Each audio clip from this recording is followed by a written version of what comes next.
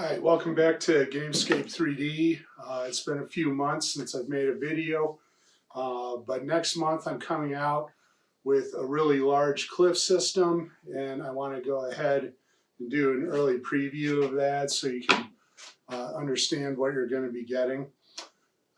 Basically, what I've done is I've designed a series of very large cliffs. All right, each cliff will be under 250 millimeters, so you don't have to worry about hitting your upper limit on even a smaller system.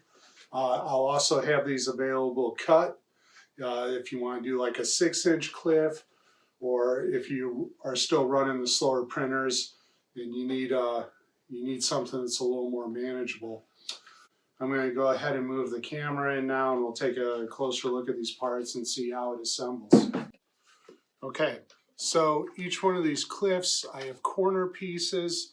I also have straight cliff pieces, okay? And then I got straight cliff pieces that are a little bit shorter so you can manage your sizes a little better. These are going to be 190 millimeters across. These will be 100 millimeters across.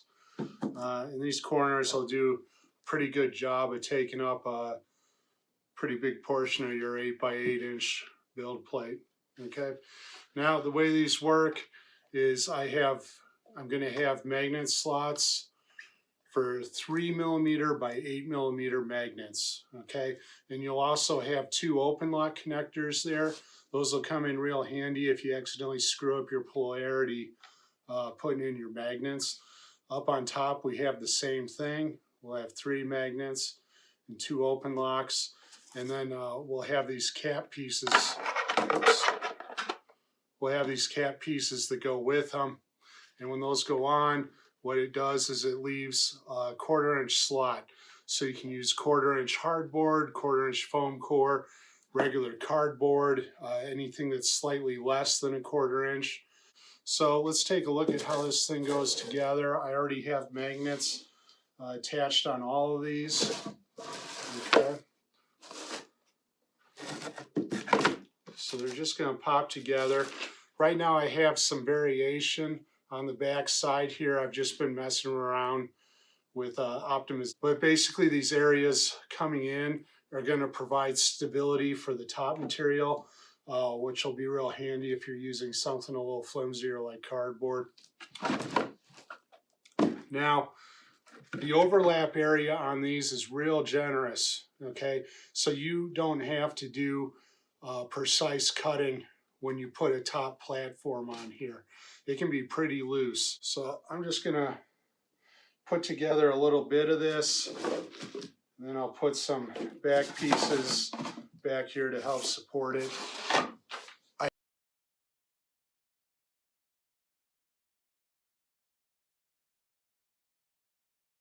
So you can see it doesn't really need to be super tight there. And then let's see here. These top pieces have magnets on them, and they'll just pop into place and hold everything together. Oops.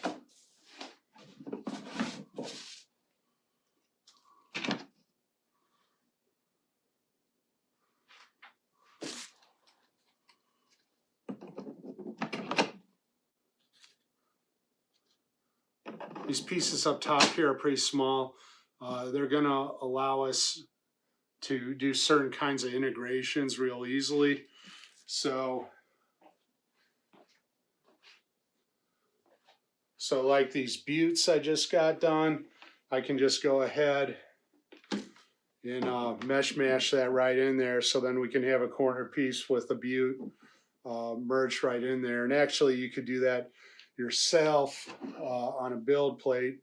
Of course, you'd have to reconcile that with the hardware inserts on the back side. So I'll go ahead and do that. You can imagine easily integrating a ruined castle into this that could sort of stand on its own, but also, you know, stand on top of these cliffs.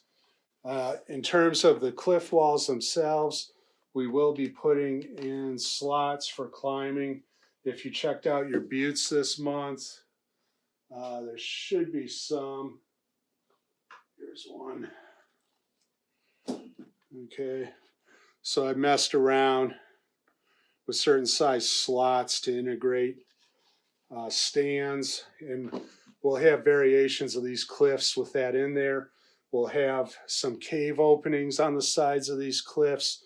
We'll have various shelf options, and anything else that comes to mind. If you have any suggestions for features you would like to see on these cliff faces, go ahead and let me know. Of course, you could also have invert features too, like I could have a hole cut out here and have something sit right down in there for like a dungeon entrance or something. This whole system I actually developed probably about 3.5 years ago, and the idea was to offer people a way to integrate 3D prints using 2-inch styrofoam to build things like rivers, dry river beds, trenches, craters. I ended up shelving it because, I didn't know if we were really at a point yet where people would want to integrate 3D prints into traditional scratch building, but I do feel like we're kind of getting to the point where it's a little more acceptable. This last month I saw someone run a Kickstarter using a technique very similar to this for a very small ravine, and it did very well, for what it was. So I'll be taking a second look at pulling some of this stuff out of the closet.